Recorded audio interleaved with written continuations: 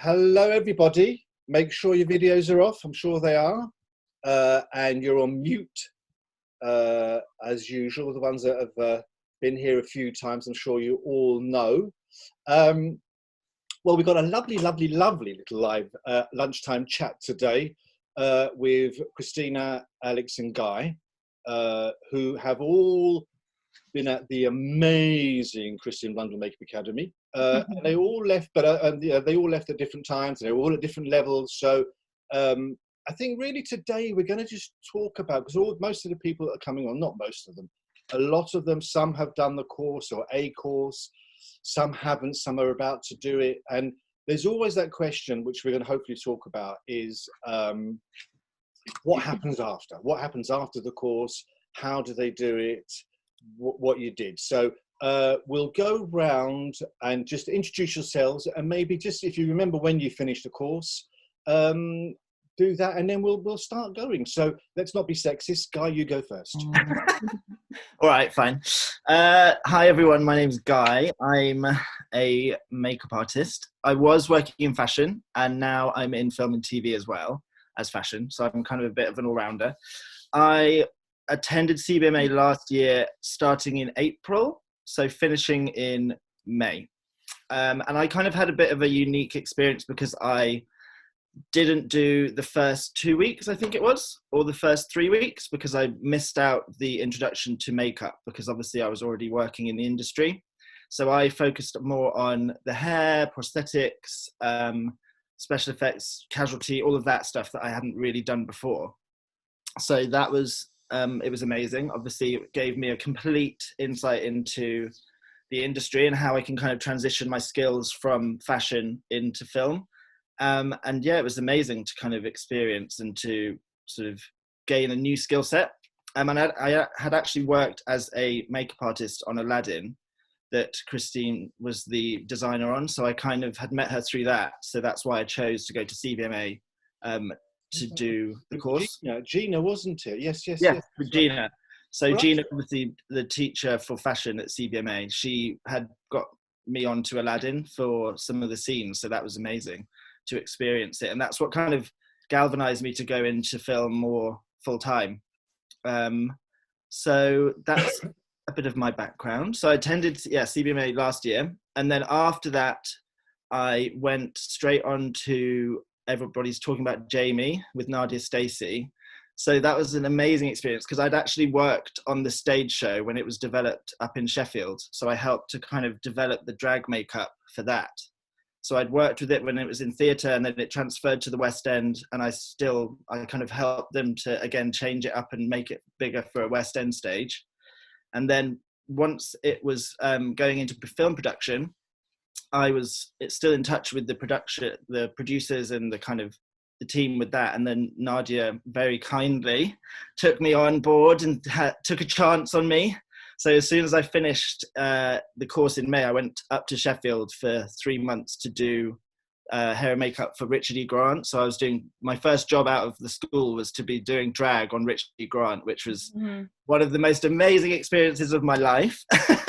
Gosh, that must have been quite scary. But I remember, Guy, I remember you coming into the academy, like coming to look at it and thinking about coming to do a course. And I remember I was kind of nervous in the sense of, because you got these, you're a makeup artist, you've been doing lots of things, and then you wanted to come and sort of retrain. And it was like, oh gosh, there's that, will he be okay? Will he cope? How will it be? It was good. I thought it may be a challenge, but I think the wonderful thing is you really wanted to learn, and so you came in there, teach me. Yeah, totally. That was wonderful. Girl, Alex, who are you? Hi, I'm Alex. So I did the course in 2016. So I finished in April. I know, 4 years ago. So I didn't have any makeup background before. I'd been to uni. I did a art foundation course, and then an art history degree, and then I worked for a few years to afford the course, because I knew at uni that I wanted to do this, but I didn't really know how to get into it. So after I did the course, I wasn't sure what side I wanted to go into apart from film and TV. I knew I didn't want to do fashion, but I ended up doing 2 jobs with the prosthetics tutor, Chris. So he took me on as a prosthetics trainee. So it was kind of workshop work, cleaning molds, running pieces in silicone. And I really enjoyed it. And I had considered going down that path, but just by chance, because I'd been on these 2 films, a friend of mine who was on the same course as me, she was a crowd trainee on a period fantasy film. It was The Nutcracker at the end of 2016, and they needed crowd trainees, just work experience. And because she knew I'd made a few bits and stuff, and it was a fantasy film, so it was lots of wigs with kind of ice pieces in and flowers, and she knew I liked to make things. So she got me in for a week's work experience, and I got so lucky. They needed trainees, and I ended up staying for the whole job. And it was on that job that I actually met Charmaine on that job. And I met kind of all the artists that ended up taking me on to future jobs. I met Zoe on that job, who was my second supervisor. And so it's actually been off the back of that I'm still working now. And then it's come right around, and Charmaine took me on to the Nevers, and then she stepped me up to a junior, which is really nice. So I actually remember you, because you came in, it was a few times. You remember when you first came in, or you first emailed it, quite a bit of time came before you actually did the course. Yeah. Was your brother in film or something? No, he wasn't, but he came with me to have a look at the course. Right, that's right. Yeah, it was the first year of uni that I decided I wanted to go into hair and makeup. And it was about 4 years, I think, before I even did the course. Oh, no. Maybe from first contacting you. And it was funny because it was a friend of mine who I met at uni, her mum's in costume, and we were doing some work together in London, and she said to me, "Oh, do you mind if I just pop in and see my mum? She's at work." And I was like, "Yeah, that's fine."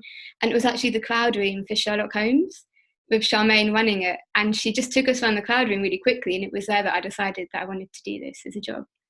It's lovely how it's a slow, I always love that kind of, sort of slow process in, seeing the academy, and then, sort of 2-3 years later, we have quite a few people, it's me. I don't know if you remember me, but I 3 years ago, I was thinking of doing a course, and I'm ready now. And it's just like, wow, brilliant. It's quite exciting. Lovely, Alex. And Christina. Hiya. Hello, Christina.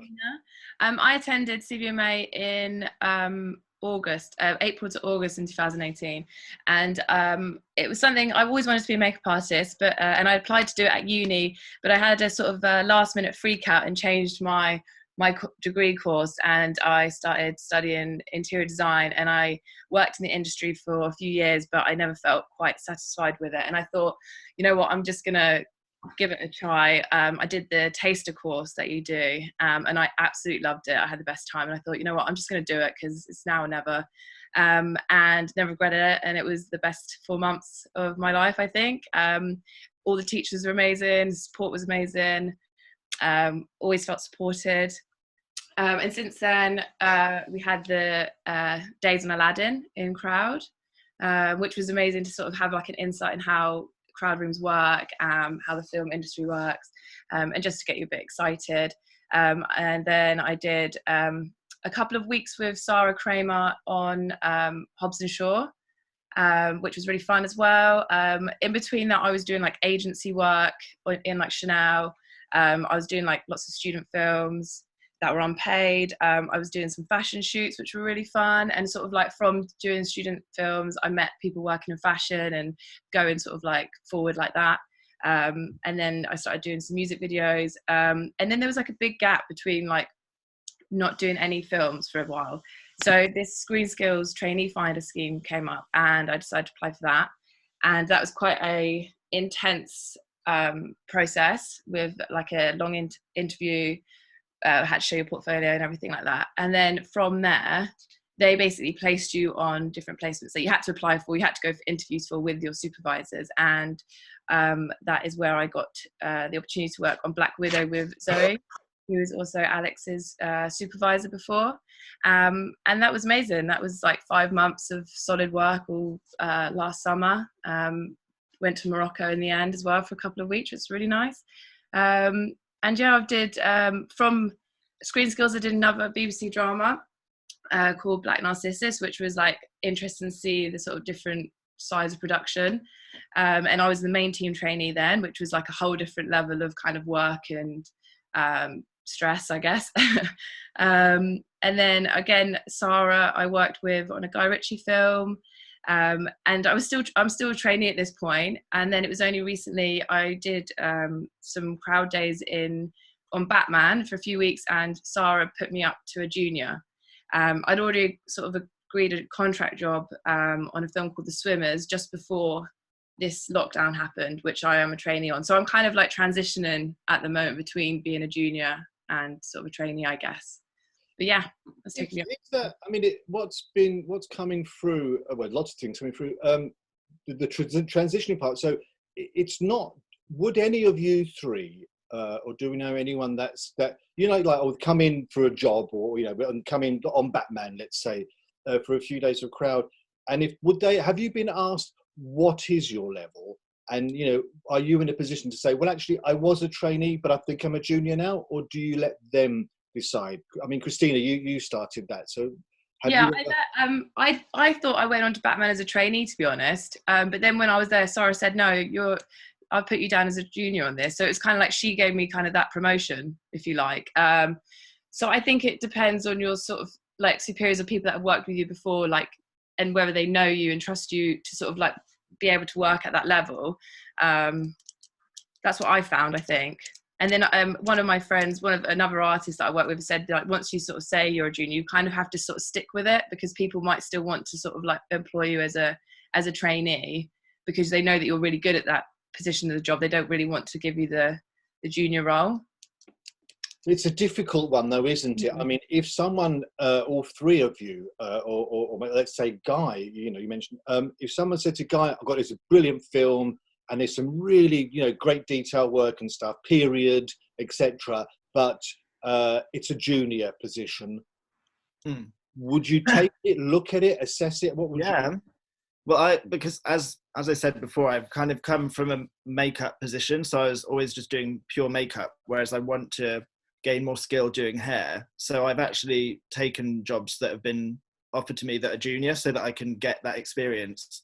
So Charmaine, for example, offered me experience junior on the Nevers, doing some days on that so that I could brush up on my period hair skills.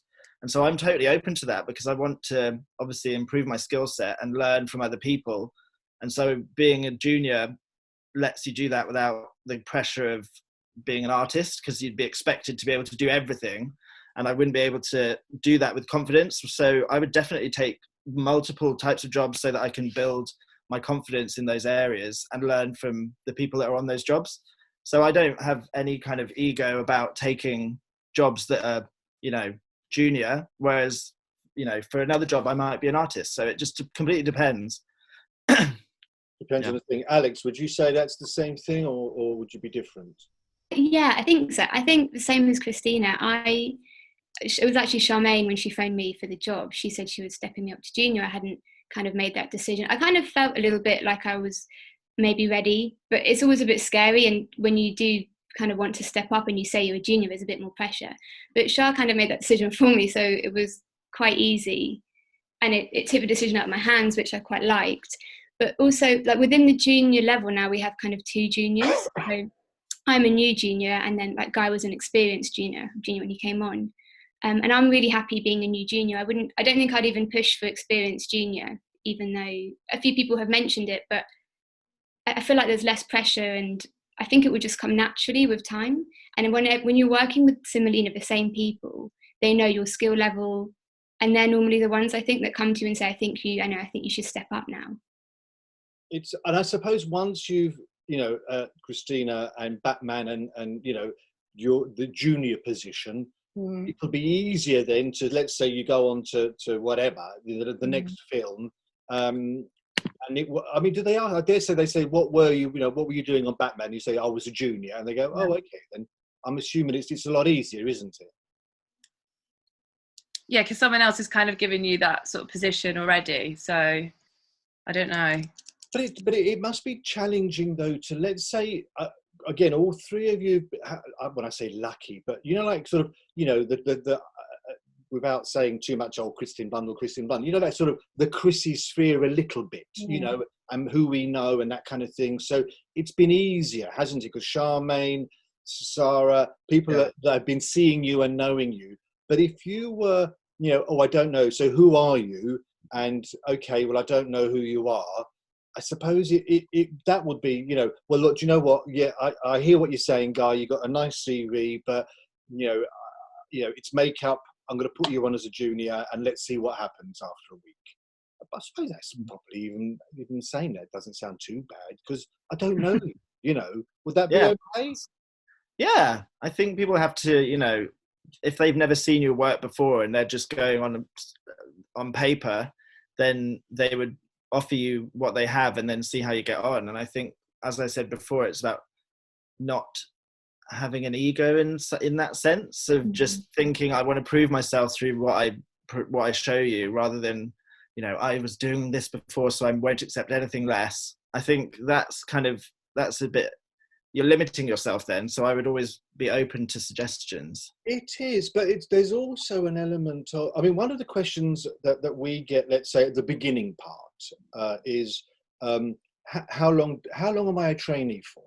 How long do I need to be a junior for?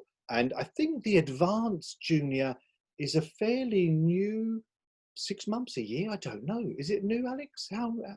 Yeah, I feel like, I think actually, do you know what? It kind of started a little bit, I realised, on the Nutcracker, and that was 2016, but it was just the odd person who was on the cusp of stepping up. And then it seemed to be, maybe 2 years ago, that it just seemed really normal. It seemed to be on everything. And it's a kind of, so, and people want, how, and you can't, it's so hard to say. And look, and again, all three of you, Christina, in a year and a half, Christina? Yeah, I guess. And Christina's a junior after a year and a half, that's brilliant. Alex, it took you, a little bit longer. Guy, okay, background, so it was different. So it can't be, there can't be, in trying to work out who's the trainee, it's I suppose it is subjective.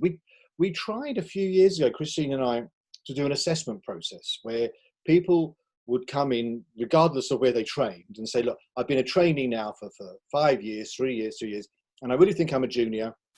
And so we'd organise an assessment process where they come into CBMA and be assessed by, and we had all the top makeup designers from Jenny Shirk or Naomi Don, etc., Daniel Phillips, all happy to assess and do. But one of the challenges was, well, what's a trainee, who's a trainee, what's a trainee and what's a junior? And then that's where that's why I'm mentioning it, because people start saying they have to be a trainee for 5 years. They have to be a trainee for 3 years, 4 years. They have to wash, one was saying, wash makeup brushes for a year and then let's talk. And it's kind of like, well, you're missing the point here. We need to, and so it didn't materialize in the end. But it's a challenging one. It's a challenging one. And when I worked with Zoe Brown, she said to me that really to become a junior, you need to have done like your barbering course. So that was kind of like, you need to be a qualified barber to sort of step up to that level. So I really think it can be subjective to who is your supervisor and who's your designer, and whether some people, they have more faith in you, or they think, oh, you'll learn that on the job, or whether they want you to already have known that before you start at that level. So again, it's quite subjective, I guess, to... Yeah, I think so. And I think it kind of happens organically, and you kind of, you don't really push it. Yeah, I remember Zoe and a few people kind of think you should be able to do some kind of barbering, and they can trust you with that. But yeah, I feel like, it's very subjective, I find. And I feel like some designers will want you to work with them for a few years before they step you up, because they won't maybe trust the level that you're at. And others are quite happy to take you on maybe as a junior or hire as an artist straight away. Everyone's a bit different. Yeah. Do you know what would be interesting? And you three will tell me if it happens or not, but I don't think it does. Do you know what would be good? Would be, say, after, when the project's over, so Batman's finished, Nevers, whatever it is completed, and anyone that's not a makeup artist, so advanced, juniors, trainees, would have almost an assessment with, say, the Zoes, the Charmaines and stuff, when it's all over, to say, do you know what? I've been watching you for these last 3 months. And been really impressed. And I think, because as Christina mentioned, you're learning on the job as well, and you've really adapted to the weeks to do whatever it is, and do you know what? I think now I think you're a junior, and I'm going to be telling everyone that you are a junior, you're an advanced junior, or conversely, you are, I'm really sorry, Christina, you're doing some great work. I just think another one or two projects, and you'll be there. I think that we're always seeking feedback anyway is a good thing. Not even if they're not going to do an assessment for you, I would always make it my job to go and ask, or just to think, what did you think of that? Once you've finished your days on a set project, I would always want to see what they thought of how I did. That's just me. Yeah, I asked. So I would ask Charmaine, or I would ask the supervisors so Carolyn or whoever it was that we were working with, Jenny, on Jamie. I would always say, these are my strengths. These are the things I want to work on. So once we've done whatever job, I would always like to see how I did. Have either of you asked at all, Alex? I think, like most of me, I think I've been lucky, and I've done quite a few contracts, mostly over the last few years. And at the end of the job, I normally ask for feedback. Is anything I can do a bit better? And I always say, like, I'm not offended. I'm not going to be offended. But if there's anything you'd rather me do, I've asked that a few times. But I would also say not to worry about stepping up. Like, I think a lot of people are in a bit of a rush. If it happens, and that's great. But like, play the long game a bit and just be happy to be working. And also, as a main team trainee, you learn so much about other departments, and you're interacting, and you get so much from being a trainee, I think. And as a crowd trainee, you meet a lot of artists, and I think it's really great to be a crowd trainee for a while, because you actually meet so many people. Which when you're a junior, you get to interact less with the other artists, because as a trainee, you're helping them with paperwork and getting their breakfasts, and it's a really good way to network naturally, where it's not forced. Well, the next question. I mean, I actually want just to say that I think it'll be good though, rather than. And I know that. I don't know, Christina. Have you asked? Did you ask? Have you asked? As part of our screen skills thing, they had to fill in an assessment, so we would get feedback at the end. Because of that. So so even if you're not on a screen skills thing, I think that the at least the people running crowd there should be a kind of looking at all the people non makeup artists, as it were. And it doesn't have to be sheets and sheets of paper. It just could be like, look, here are the strong points, here are the people, or let's have half an hour chat where I'm telling you what I think, and again, it could be painful, it could be great, it could be honest. I think, Alex, you're right in saying that, not to rush. I think there's maybe some people at the beginning have a rush, and once you're in it, it's, you don't, I think we all want to become a makeup artist as soon as possible, but there is no rush. You're going to learn so much. And I think Guy said about, which I'll ask the next question in a minute, about by just not being the artist and being an advanced junior, just cuts you some slack if you haven't done the wig properly or whatever it is, And so my next question is there, what's the difference? Because I personally am not sure of an advanced junior and a makeup artist. Maybe you could answer that to begin with. Well, I don't know. I don't actually know. So my experience of the hierarchies is a little bit skewed, because I've kind of, as I said before, I've jumped around quite a lot. But my personal experience would be that the experienced junior still affords you the opportunity to say, what would be the best way to approach this, or to, go to your supervisor more frequently for advice, or for, just the odd bit of help here and there. Whereas I feel like as an artist, obviously you can still say, I'm struggling with this, or how should I do that? But there seems to be more expectation that you would know how to tackle any problem. Whereas with an experienced junior, you've still got that safety net of saying, I don't know everything yet, I'm still learning. What do you think, Alex? I think actually something Carolyn, I think, used to say, which was, as an artist, you should be able to have stuff thrown at you, and you should just be able to deal with it. Although obviously you might have to, it's a collaboration sometimes with new things, but yeah, with an experienced junior, I mean, everyone's allowed to ask for help, but they expect you to ask for a bit of help and that you can't do everything. So yeah, it cuts a bit of slack, I think. I think if you're going in as a fully blown makeup artist. I've been a makeup artist for 20 years, and you're next to me, and you're asking me, oh, and do I do this, and do I do, and I'm thinking, well, hold on a minute. Yeah. You're the same as me, and you're asking me. I suppose so. That's it's not. So it probably does. It cuts you some slack. Hopefully, it does anyway. I like to think so. Well, as an example, so on the Nevers, I was an experienced junior because, as I said, it was more hair focused due to the period. But then there were certain scenes that we were working on that had a lot of makeup. So then Charmaine would be able to give that to me to help.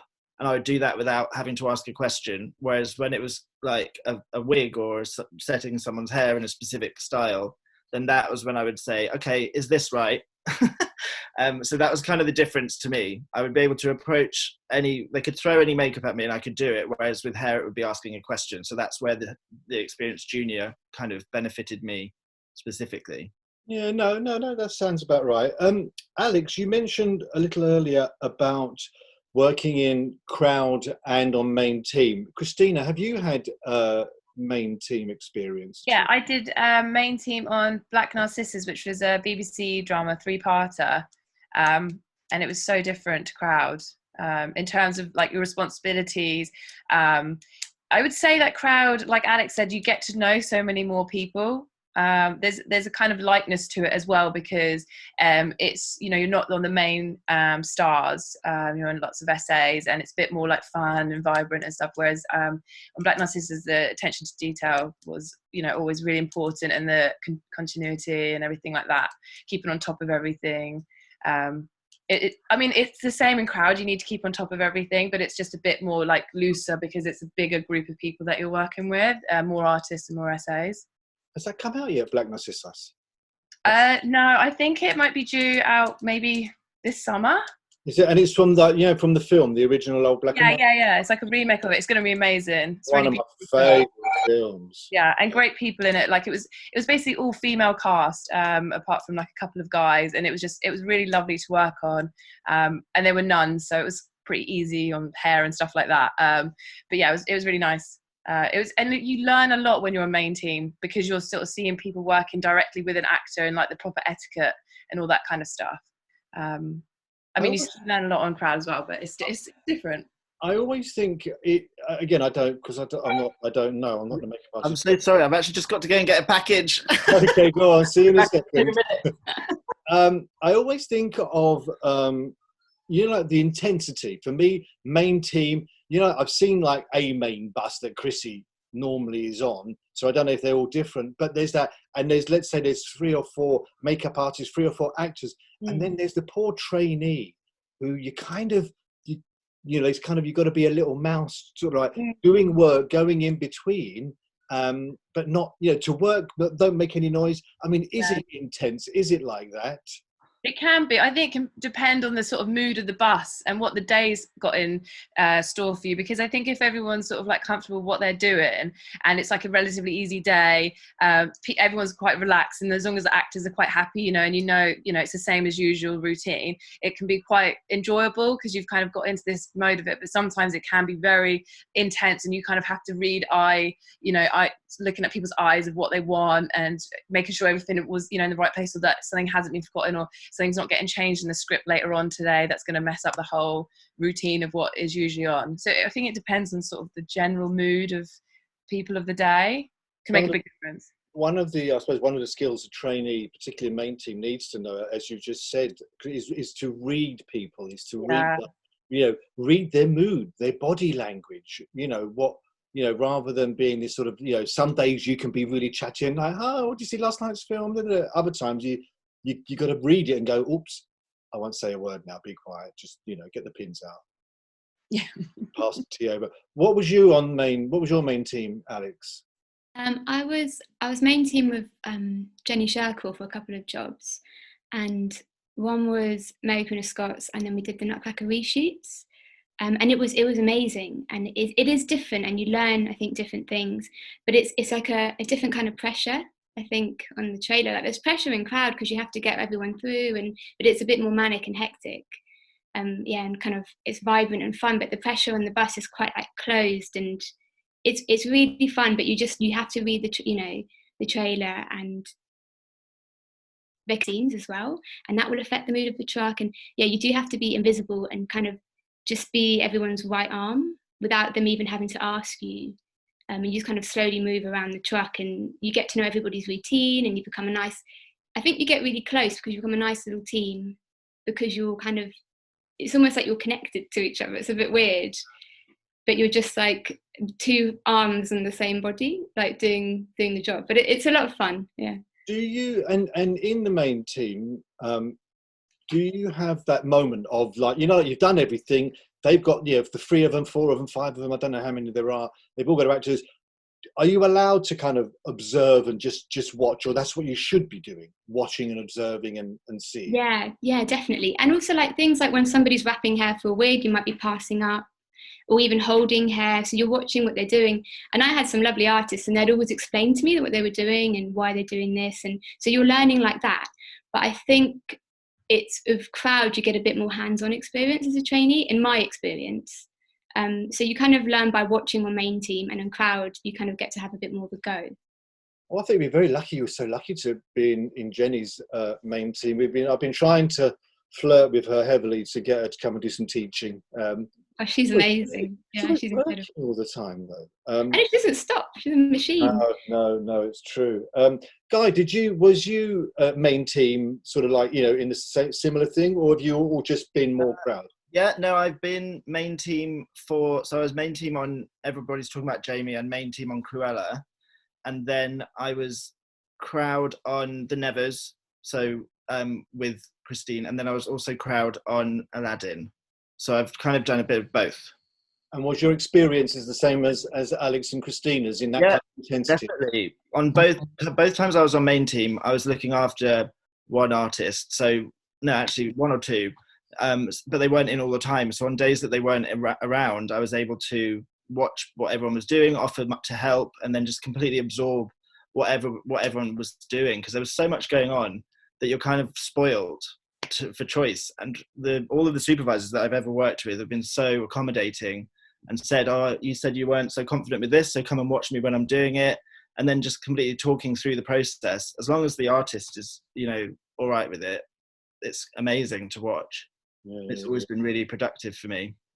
And would you say, I mean, if you had a choice of which job to what you could do, would you say, oh, I'd rather crowd, or I'd rather main, or it depends?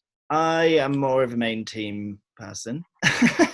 I think, as Alex said, I feel like when you get to see the job through and you get to know everyone, you become like a little tight-knit family. And that's the thing that I enjoy most, I think. I found that really rewarding. And also to see the plot all the way through.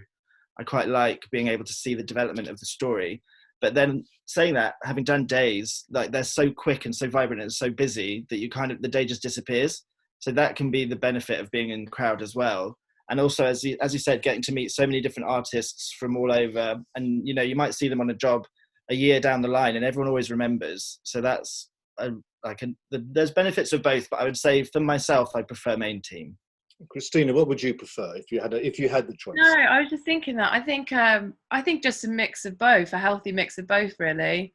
I feel like you're much more involved in the filmmaking process on main team. Like you get to know people from the other departments as well. You don't just sort of stay in your hair and makeup crowd, but you become very close with the people that you do work on with makeup. But then it's also quite nice to do crowd because it can be a bit more like fun and spontaneous and not so like, thorough in its details. So you can do more in those times. And like I said, it can go quite quickly. So I think a healthy balance of the two is nice. No, it makes sense, I suppose. Alex?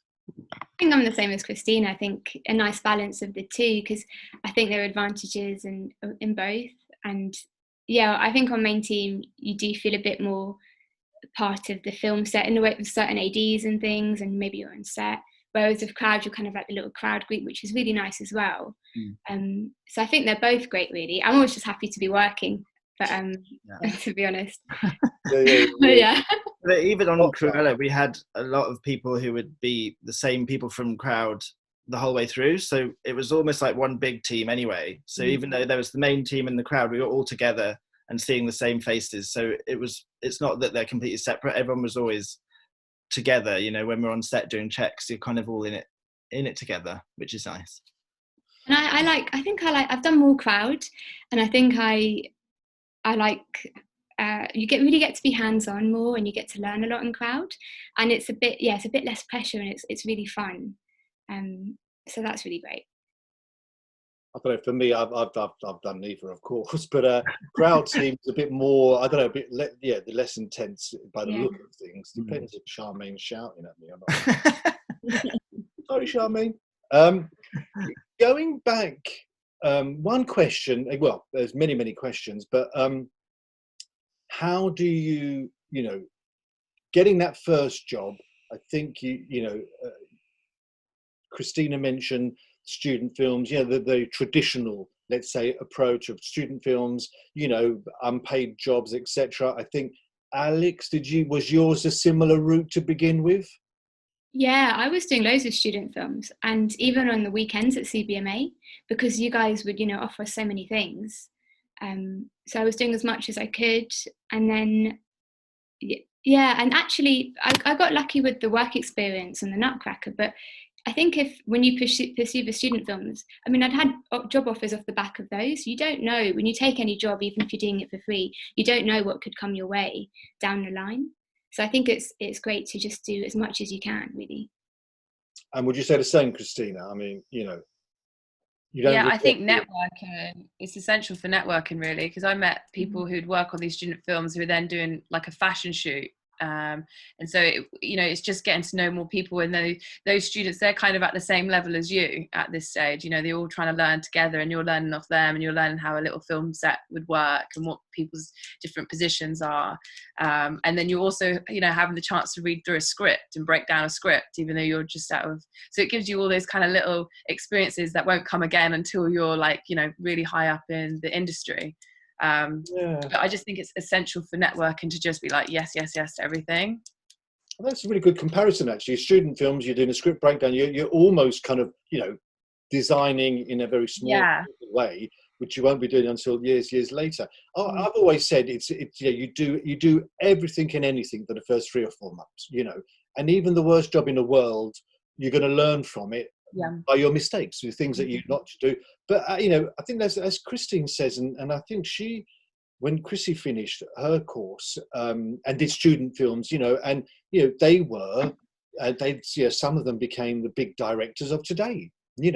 Everyone starts somewhere, so does the director, the sound engineer, all of them start at the beginning. So and then and another point that I always say to people, sometimes occasionally people will say, oh, she's lucky, let's pretend, Alex is lucky, but you make your luck.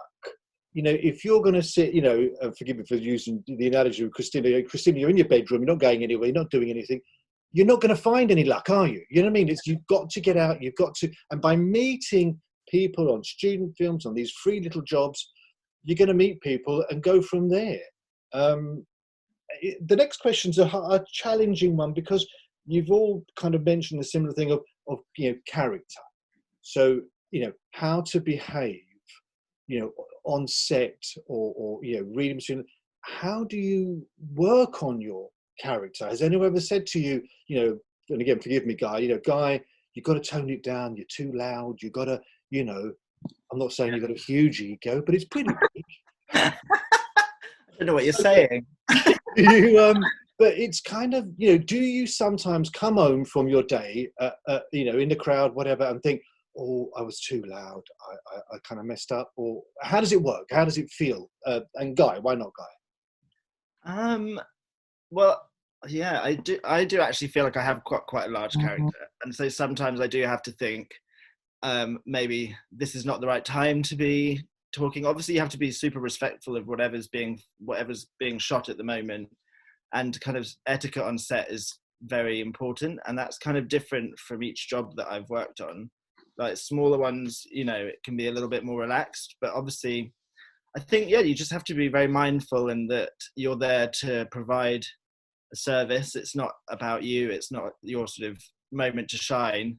You're very much in the background and kind of gauging the situation of when to be able to go in and when to not. And I think that's why being a junior allows you to learn as well, because you learn from the artists and you kind of figure out from what they're doing what you should be doing as well. So I think just being very mindful of that and sort of asking a lot of questions. Don't just assume, because you might end up going in and getting yourself in a pickle. So I think that's something that I've definitely picked up on. And I think, and again, back to our theme, I suppose, don't rush to get up from being a trainee to a junior, because here it's not just about learning. We've talked about the wigs and the makeup, but learning the etiquette, learning the definitely character, learning, you know, learning to read, learning all these things, you know. So, you know, what about your experiences, Alex? Yeah, I agree. I think the thing about it's not about you, it's what you have to remember and really leave your ego at the door, especially if you're in a junior position, because you're there to provide a service and you're there to make the artist's jobs easier. So I think you've got to be, and also I think you've got to be quite open to learning and to any constructive feedback. So I think because it's quite a high pressure situation and there are time constraints, we all just want to get the job done as well as possible. So if somebody tells you, no, don't do that, do this, you can't, I mean, sometimes it feels a bit unfair, but you can't fight back. You need to get the job done. Don't think about your ego and just try. It's really cheesy, but really be a team player and try and help each other, because they're long hours and you're all tired. Would you, Alex? I mean, it's difficult to say, but you know, were you? And I know you are. That's the problem. You know, sort of a lovely person, a good team player. But if you weren't, have you been ever? Has anyone ever said, Alex? You know, has anyone ever said to you, you've got to just, you know, rein that in a bit? You're a bit bitchy sometimes, or whatever. Has, you know? This is an intervention. Not about that with Alex.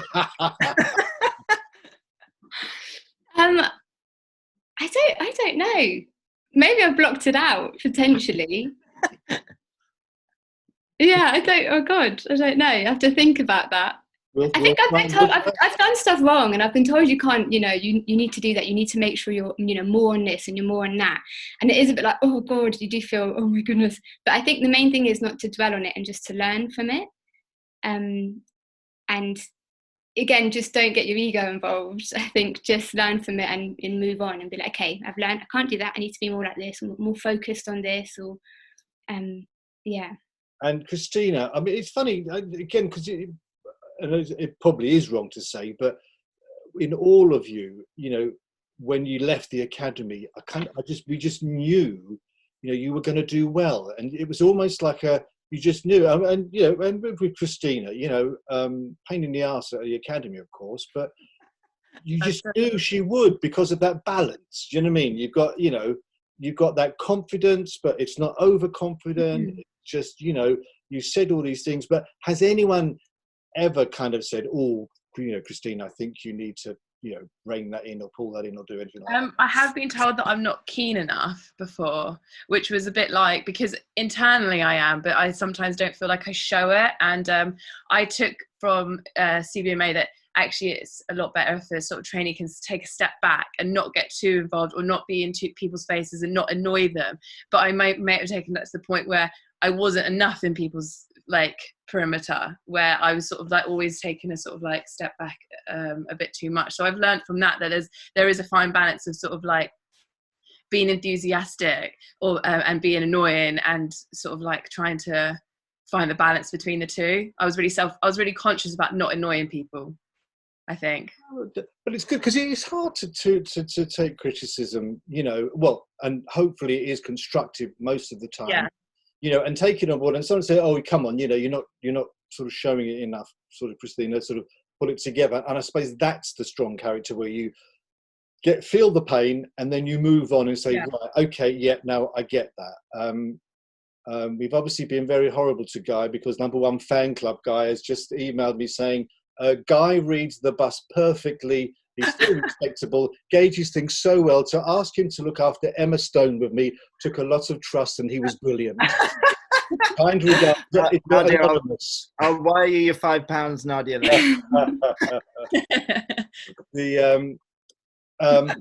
What With them.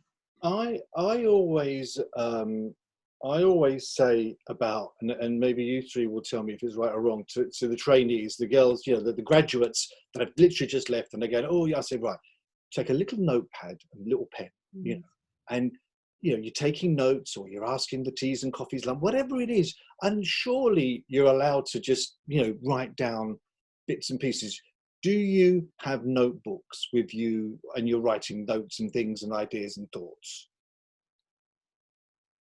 Yeah, I always had a notebook, especially as a trainee, and you're given so much information that it's so difficult to remember stuff that you have to write everything down. I think that is really, really handy, for sure. Oh, good. No, I think it is. Guy, what about you? Any? I suppose it's slightly different because you've had that, that makeup experience. Yeah. So that helped you. But is there any other things that helped you? Do you think? What, in terms of making notes, or in terms of in sort of standing out from the crowd? Yeah, what I was going to say was that I feel like whenever it's appropriate, try and lighten the mood as well. Because sometimes, if you're on a night shoot and everyone's exhausted, or it's raining, and you have the opportunity to kind of crack a joke, or just to do something to make someone smile, that will help them remember you as well. As long as it's appropriate, don't be, telling filthy, dirty jokes. But I think that having a sense of humor as well is always a nice thing to get people to remember who you are. And that's definitely helped me. Be the joker of the crowd.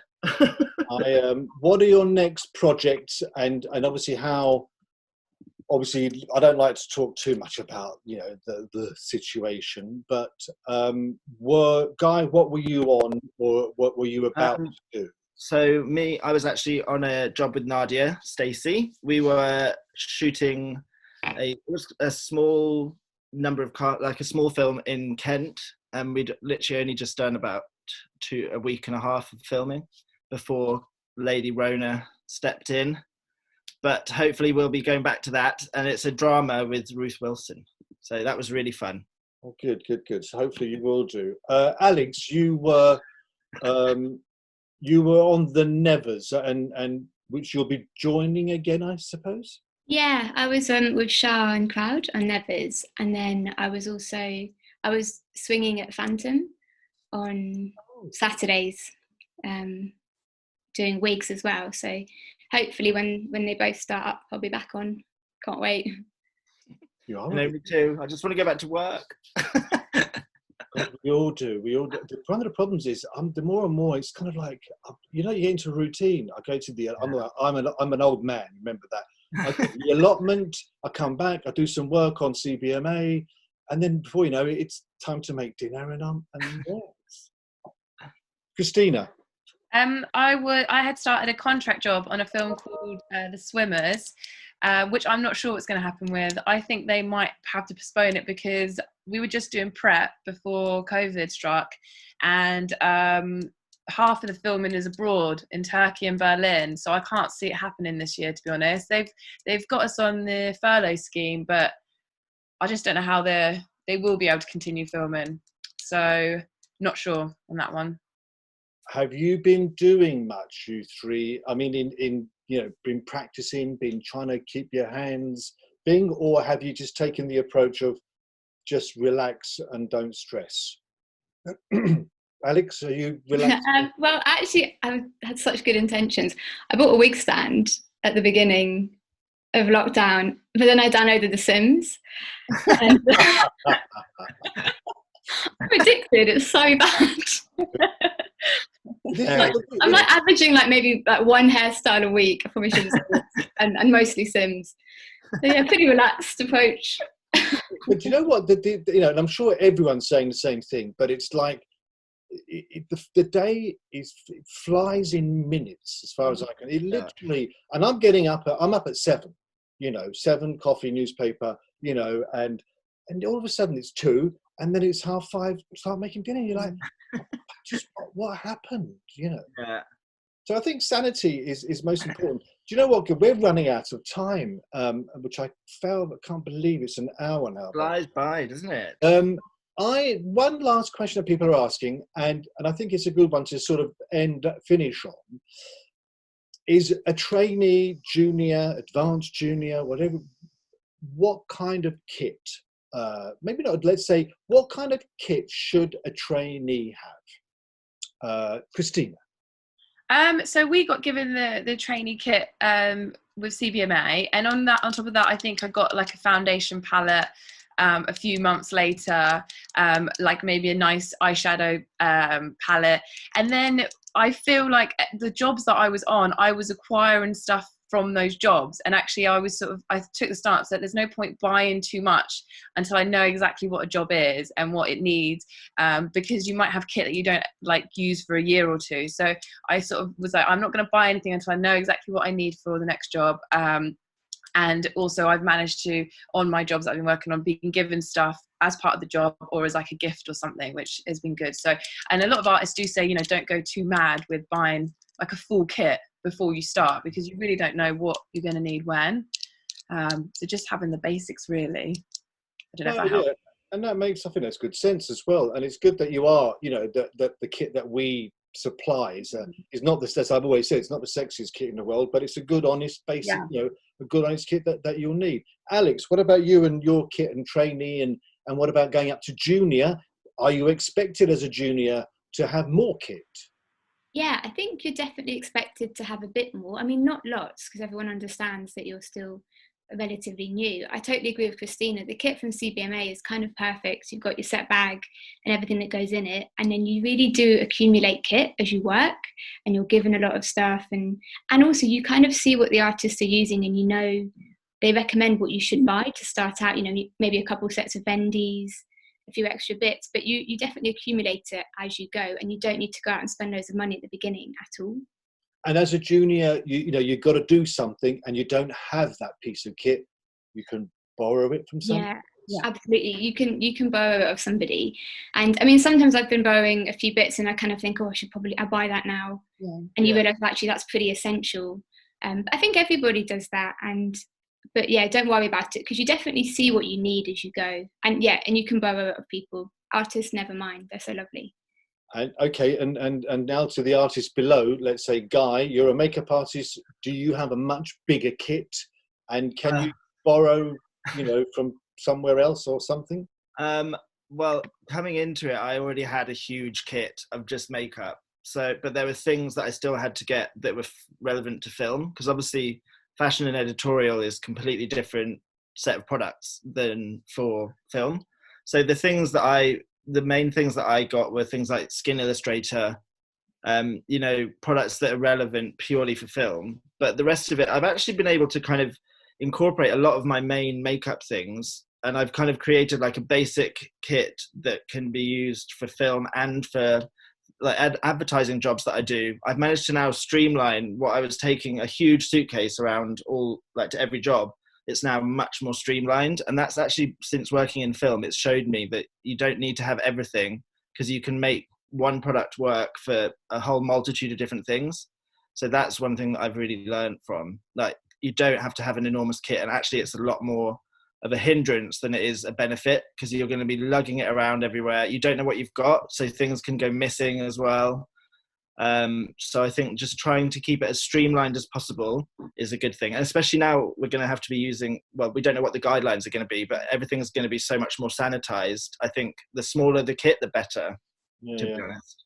And as a message here from Claire, that the stingy Brummy, a great tip for the kit is to mark up what's yours. I mean, have you marked all your kit up in your... Yeah, everything is covered in sticky labels, and all my brushes have got tons of paint on them, so I know exactly which ones are mine.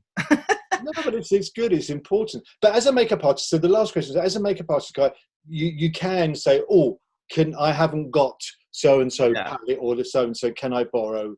That's not a problem.